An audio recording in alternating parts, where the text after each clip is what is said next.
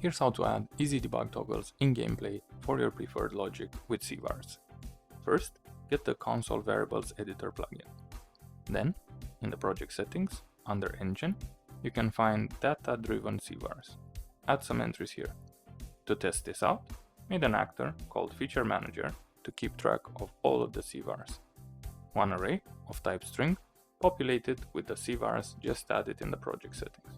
Then, initialization here, updating it, and then cleanup. In the player, or wherever else you prefer, get the Feature Manager and bind an event to it. In the bound event, do the actual toggles. You put whatever logic you want to have toggled here. Now to test it. With this, you can quickly toggle on-off features on the fly from this handy window without the call in editor events or typing debug commands. Tune in every 2 weeks for more quick tips and tricks for Unreal Engine 5. Thanks for watching.